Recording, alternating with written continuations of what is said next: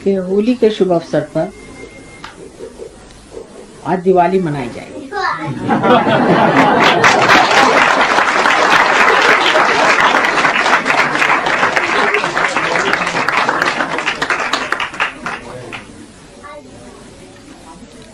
होली के दिन आप जानते हैं होलिका को जलाया गया। अग्नि का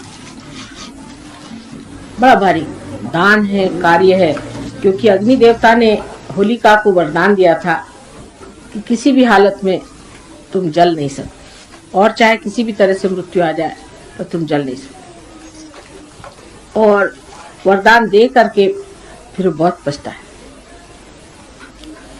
क्योंकि प्रहलाद को लेकर वो गोद में बैठे।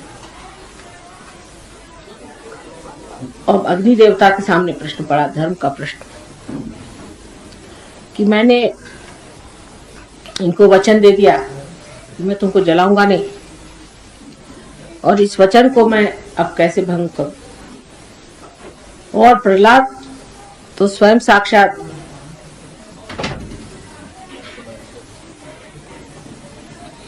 अबोधिता है, स्वयं साक्षात गणेश का प्रादुर्भाव, और इनको किस तरह से जला जाए, इनको तो कोई नहीं जला,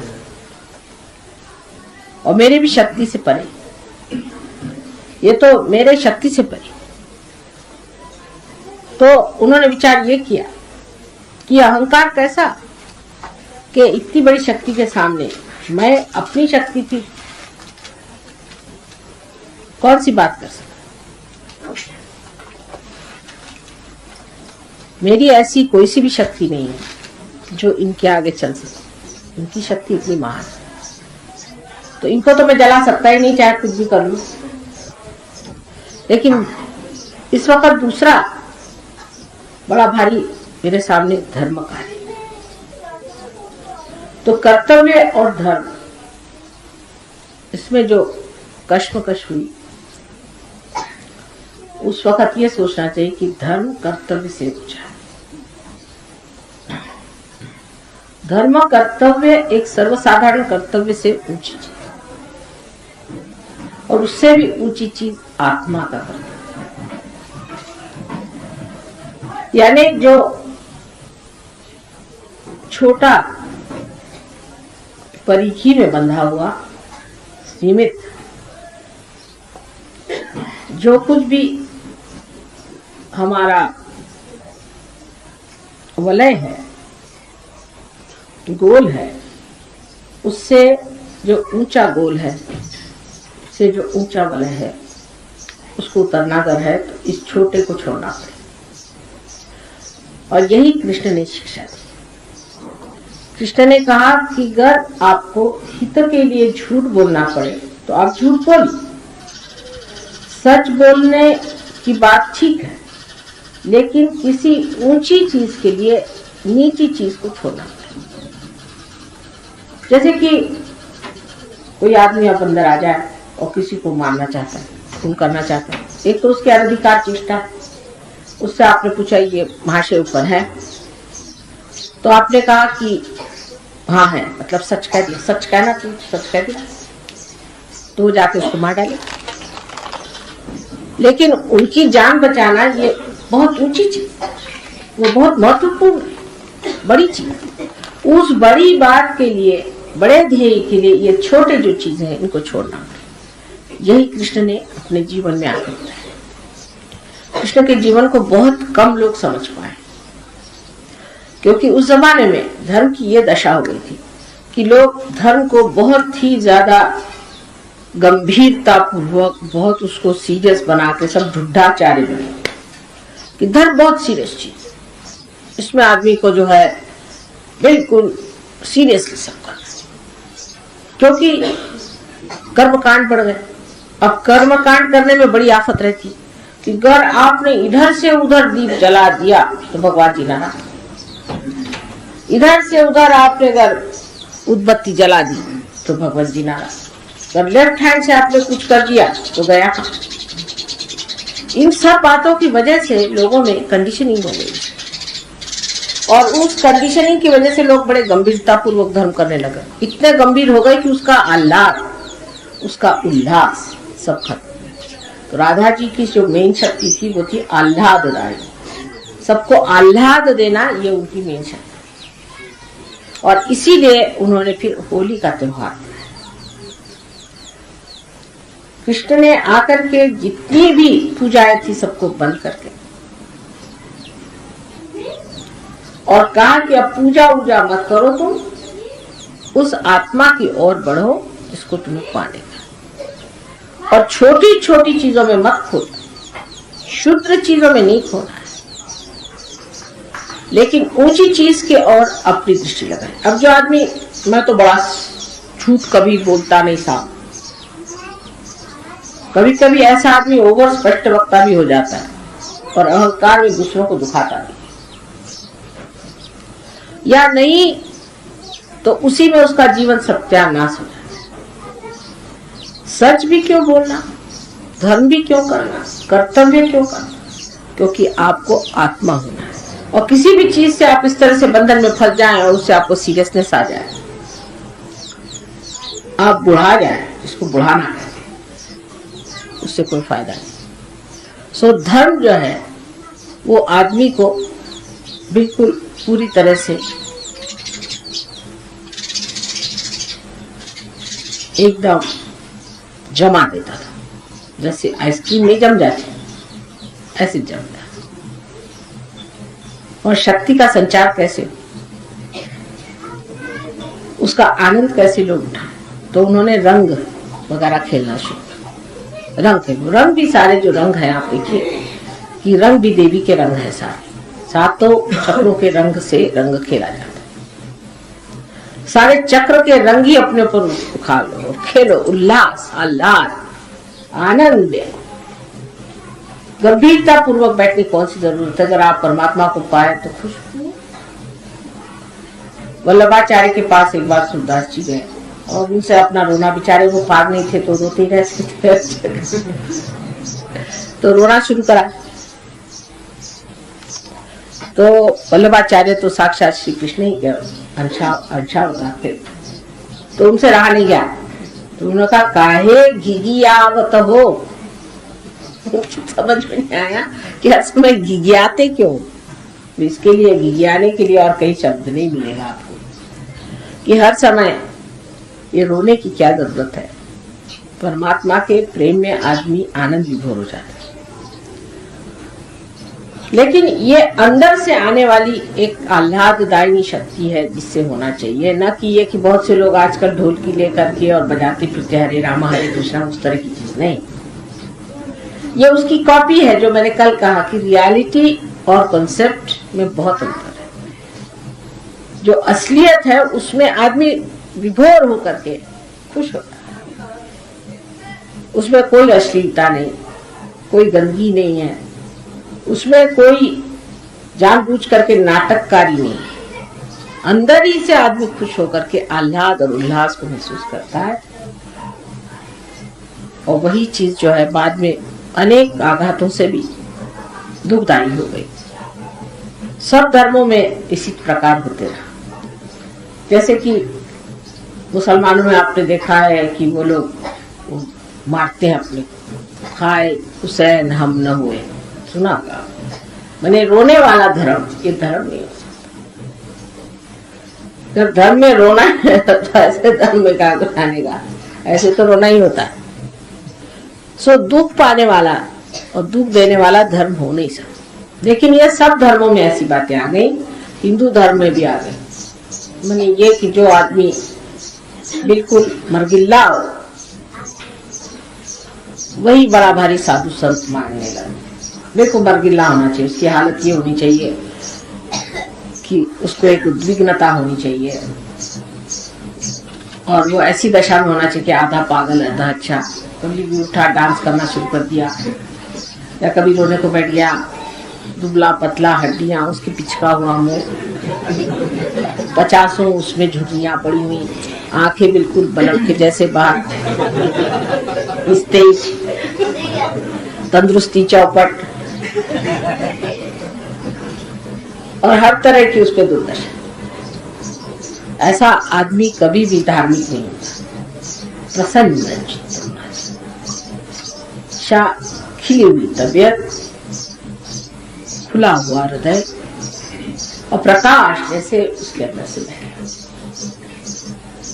तो होलिका का दहन बाद, जैसे मैंने कल कहा, आज से यही तय कर ले कि अब होली जो है ये दिवाली हो जाएगी।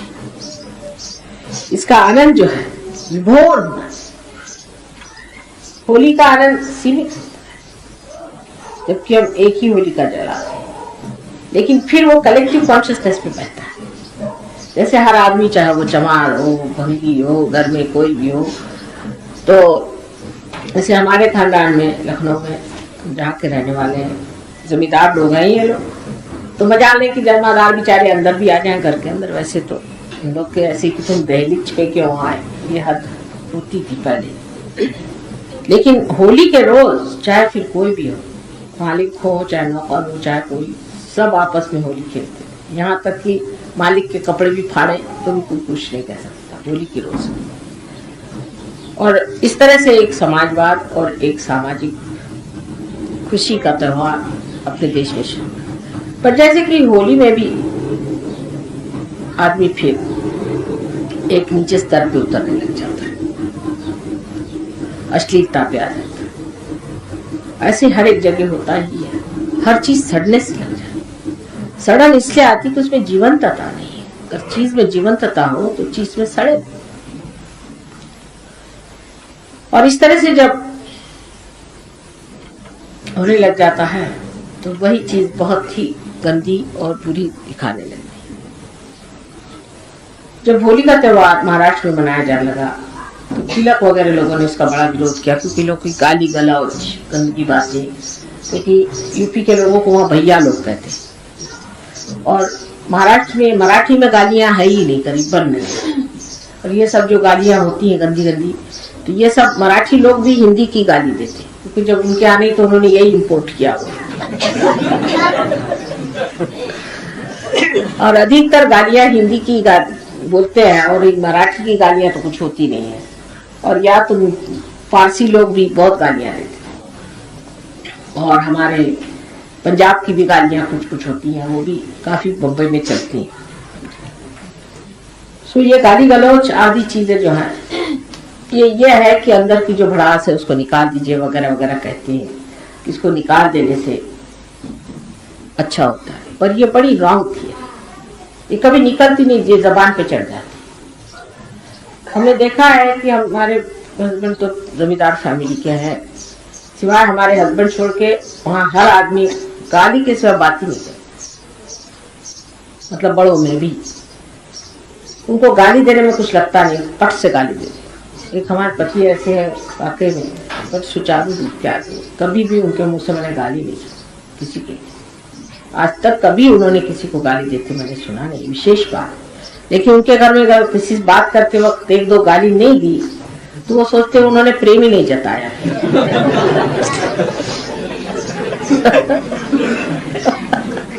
वहाँ तरीका ये है कि दोस्त को मिलेंगे तो 50 पहले गाली देंगे, उसके बाद फिर गले मिलेंगे।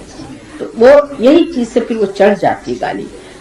उसका नुकसान भी बहुत हो जाता है। ऐसी चीजें अगर चढ़ जाए जीभ पे तो जिह्वा में शक्ति नष्ट हो जाए। जिह्वा का आदर नहीं होने से आप जो बोलते हैं वही झूठ होएगा। जो आदमी मुंह से गाली नहीं देता है उसके जिह्वा पे शक्ति होती है। आपने बहुत बार देखा होगा कि भाषण करते करते कुछ कहना भी होता है तो मैं ठिठक जाती हूँ कि कहीं ऐसा न हो कि जो बातें जैसे ईसा मसीह ने कही थी कि सुअर के आगे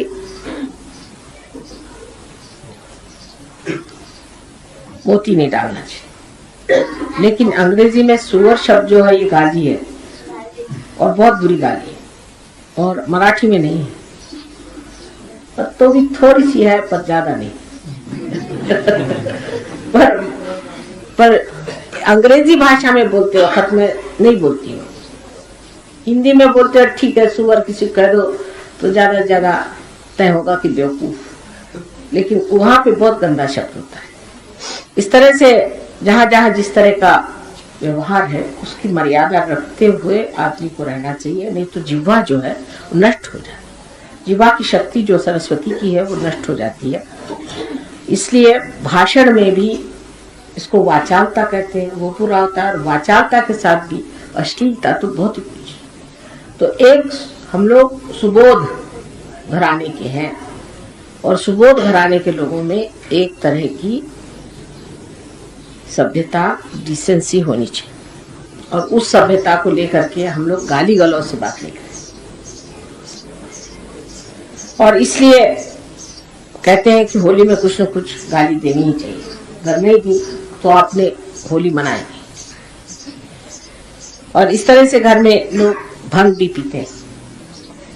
अब बहुतों ने कहा एक दिन भंग पीने में क्या हर्ज है, माँ कोई हर्ज तो है नहीं, ऐसी कोई हर्ज नहीं है। एक दिन भंग पी ले तो कोई भंगेड़ू नहीं हो जाते, पर अगर आप हमें भंग पीने को कहिए तो हम तो नहीं पिएंगे नहीं, क्योंकि वजह यह है कि हम तो पहले ही पिए हुए हैं, हमें कोई जरूरत नहीं। और लोग इसलिए पीते हैं कि सोचते हैं कि जो सीरियस लोग हैं वो जरा से हल्के हो जाते हैं। जैसे ईगो ओरिएंटेड लोग हैं वो भंग पी लें, थोड़े से लेफ्ट साइड को मूवमेंट हो जाती है तो जरा से खिल जाते, भंग में बकना शुरू कर देते। लेकिन भयंकर प्रकार है भंग, क्योंकि हमारे ससुराल जब हम गए तो हमें क्या पता था कि भंग वंग पीते। महाराष्ट्र में सब तरीका नहीं है, महाराष्ट्र जरा इस मामले में ज्यादा सभ्य है। औरतें तो बिल्कुल भंग का नाम ही नहीं, उनको अच्छा ही नहीं लगती सब चीजें। तो घर में गए तो आपको क्या पता था, सब भंग पिए बैठे।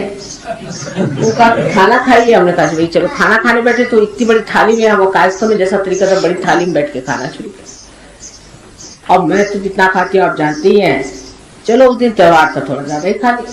अब वो खाते चली गई, खाते चली गई। हम कभी क्या हो रहा है कुछ समझ नहीं आता, और हंसते जाओ खाते जाओ। तो हमारी जिठानी जी विधवा थी, तो विधवा लोग नहीं भंग पीते, विधवाओं के लिए सब मना। तो हमने कहा ये इनको क्या हो गया जीजी, तो वो सब हंसे जाए और खाते जाए हंसे जाए।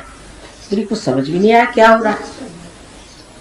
तो उसके बाद उन्होंने बताया कि इन लोग सब भंग पिए हुए हैं। तो मैं वैसी उठी थाली पर से, नमस्कार करके और हाथ धोया और अपनी अटैची उठ के मैं ट्रेन में बैठे, किसी के पैर भी नहीं छुए। हमारे यहाँ पैर छूने का कुछ नहीं, किसी कहा नहीं चल रही। सबने कहा कहाँ गई।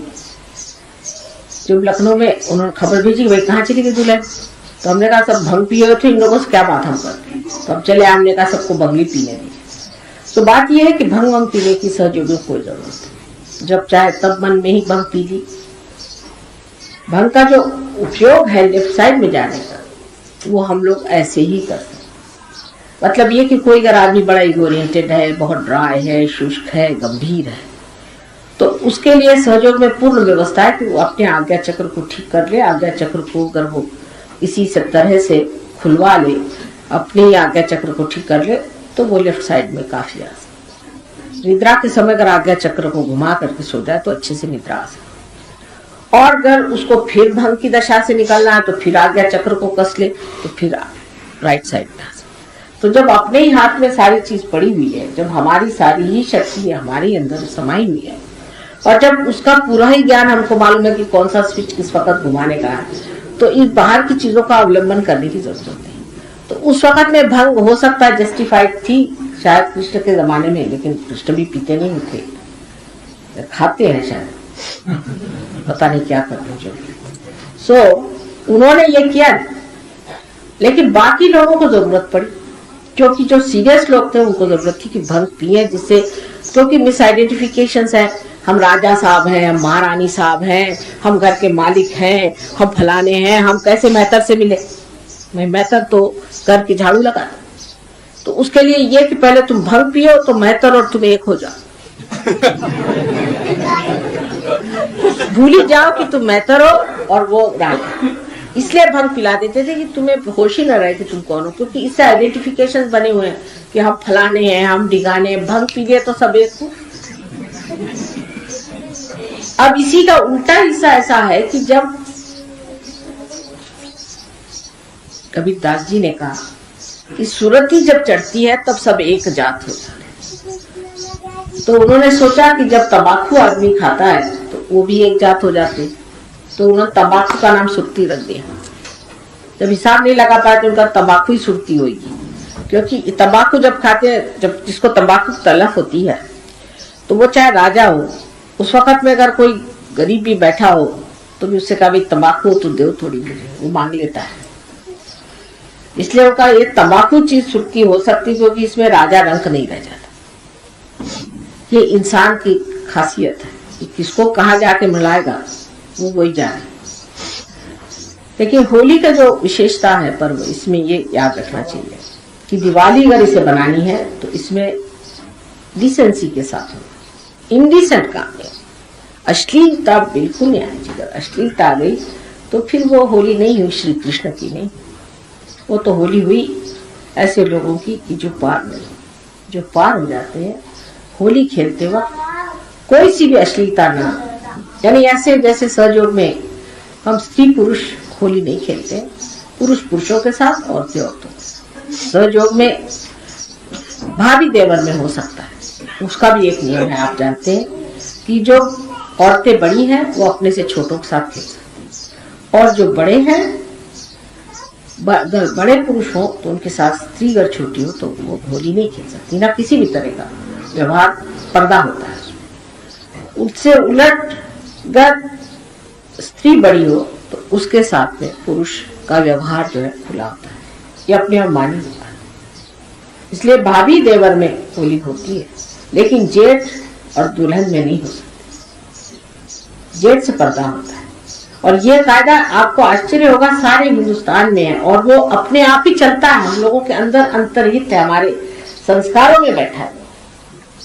क्योंकि अपने यहाँ उल्टा काम होता नहीं अधिकतर, कि भाई जैसे इंग्लैंड में आप देख लीजिए कि 80 साल की गुड़िया है, वो 18 साल के लड़के से शादी करेगी, 80 साल की, उनको कोई हर्जा नहीं। अपने यहाँ कोई सोच भी नहीं सकता कि ये भगवान ये कैसे, मैंने ये अपनी बुद्धि नहीं है इस चीज से।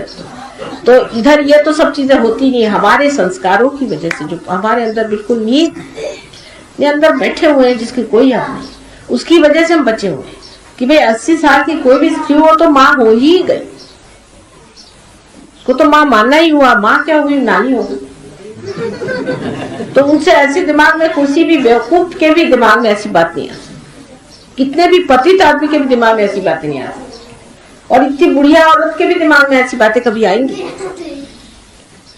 तो हमारे जो संस्कार हैं, भारतीय संस्कार हैं, इन्हीं की वजह से हम लोग धीरे धीरे पूरी तरह से परिपक्वता में आते हैं। वो लोग परिपक्व नहीं हो पाते, उनकी उम्र हमेशा गधे 25 में ही रहती है, उससे ऊपर नहीं उठ पाते। हम लोग परिपक्व हो जाते क्योंकि हमारे अंदर के संस्कार ऐसे हैं कि जो बांध लेते हैं हमको पूरी तरह से। जैसे कि एक पेड़ है, वो कायदे से अगर बढ़े तो परिपक्व हो जाएगा, और अगर हवा में लटके तो परिपक्व नहीं हो सकता। वो बुढ़े भी होते जाते तो भी उनमें बचखानापन जाता ही नहीं है।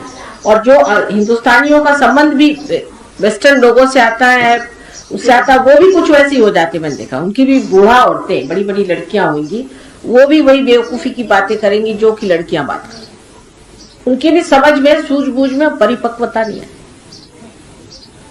और इस परिपक्वता को पाने के लिए मनुष्य को चाहिए कि वो जो कायदे कानून बने हुए हैं उसको चलाए, और उसमें बहुत ही आनंद की बात है, कोई गड़बड़ नहीं हो सकती, कुछ अपने समाज में दोष नहीं आ सकता। तो होली का जो ये हिस्सा है, इसको सहयोग में छोड़ देना पड़ेगा, अश्लीलता का, और होली का जो प्रेम का हिस्सा है उसे अपनाना, कि बगैर भंग पिए हुए ही हम सब एक हैं, ये भावना आप जानते हैं। इस वक्त विशेष रूप से गले मिलना चाहिए, क्योंकि कृष्ण का सारा कार्य प्रेम का था।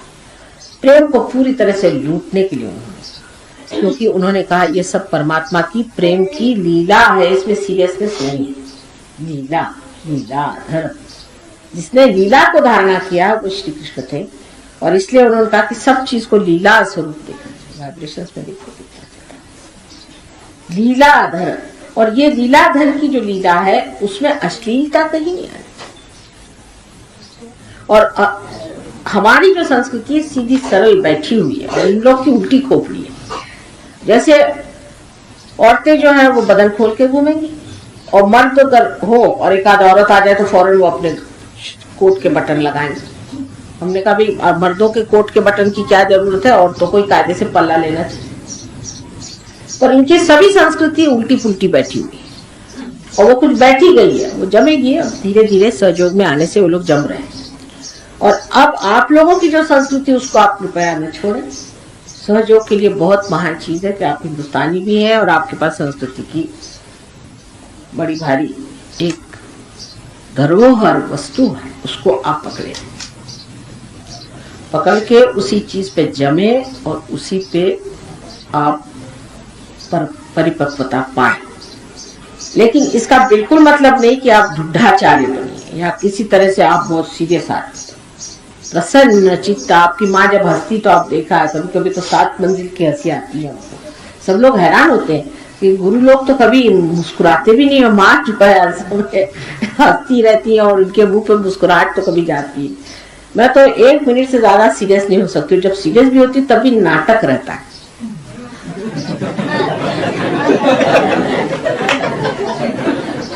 और बहुत से लोग इस बात को जान गए, इसलिए वो भी नहीं सीरियसली लेते, ये गलत बात। तो कृष्ण ने ये चाहा कि जो कुछ भी गलत सलत हो गया है राम के जीवन की वजह से, राम का जीवन बहुत आदर्श, बहुत ऊंचा, बहुत गंभीर, तो उन्होंने देखा कि अब ये सब लोग राम बने जा रहे। तो उन्होंने कहा ऐसी बात नहीं, वो तो राम का कार्य राम करके चले गए, अब तो लीला का समय, लीलामय सब होना चाहिए। और इसीलिए उन्होंने सारे संसार को लीला का एक पाठ पढ़ाया।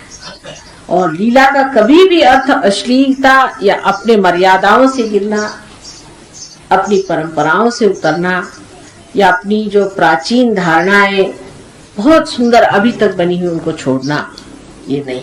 हाँ, रूढ़ी आदि जो गंदी चीजें उनको छोड़ देना चाहिए, लेकिन जो पवित्रता की भावनाएं आपस की रिश्तेदारी की है उसको पूरी तरह से सहयोग में हम लोग मानते हैं और उसको निभाना चाहिए। भाई बहन के रिश्ते, अब कल हमारे भाई साहब आए थे, बस देखा उन्होंने कि हमारे बहन का, उनके आंखों से आंसू बह जा रहे। मैं देख रही थी कि बार बार वो आंसू पूछ रहे, वो कुछ और महसूस ही नहीं कर रहे। सो ये जो पवित्रता की भावनाएं हैं, प्रेम की भावनाएं, इसमें आदमी को चाहिए कि सहयोग की दृष्टि से विचार करें, हर एक सहयोग की दृष्टि से, कि सहयोग की दृष्टि से जो शोभायमान वो होगा, तो माधुर्य को लेते हुए शोभायमान करना चाहिए। कोई सा भी बिहेवियर जो कि अशोभनीय है, छोटी छोटी बातों पे बात करना, छोटी छोटी बातों में उलझना, बेकार में आपस में झगड़े करना, किसी भी चीज की मांग करते रहना, हमको ये चाहिए वो चाहिए, या कोई भी तरह की इस तरह की बातें करना, ओछा। और ऐसे लोग सहयोग नहीं करते। एक बड़प्पन लेकर के, उदारता लेकर के अपने को चाहता है। सो आज की तो असल में पूजा जो है वो बिल्कुल, मैं थोड़ी सी पूजा करना चाहती हूँ। तो वाइब्रेशंस इतने हैं कि कोई पूजा की विशेष आवश्यकता नहीं, और मंत्र कहने की भी आवश्यकता नहीं। मंत्र भी गांभीर्य में डाल देता है मुझको, पता नहीं क्यों। तो आज प्रसन्न चित्त होकर के बस 2 ही 3 मंत्रों में हम आज का खत्म करेंगे। लेकिन इतना मैं कहूंगी कि होली को दिवाली बनानी पड़े, और दिवाली को होगी तब सहयोग का इंटीग्रेशन पूरा हो जाएगा। दिवाली भी प्रसन्न चित्त होकर के करनी चाहिए। और दिवाली में भी लोग इतना रुपया खर्च करते हैं कि दिवाली के बाद दिवालिया होकर के यानी इसी से शब्द दिवालिया निकला है। क्या आप मान सकते हैं कि दिवाली से शब्द दिवालिया निकला, कि जिसने दिवाली मना ली वो दिवालिया हो गए। ये तो दिवालिया शब्द कैसे निकला, यही बताइए। कुछ कुछ बड़े सुंदर शब्द हैं, उसमें से एक दिवालिया शब्द, कि दिवाली मनाई आपने, ठीक है, अब आप दिवालिया हो जाइए। सो हम लोगों को दिवालिया नहीं, कोई ऐसी चीज नहीं करनी चाहिए जो कि मर्यादा से बाहर है। दिवालिया नहीं होना, जितना अपने बूते का है उतना करिए, उससे आगे आप परमात्मा पर छोड़िए। दिवालियापन करने की जरूरत है। और होली में दीवानगी करने की जरूरत है।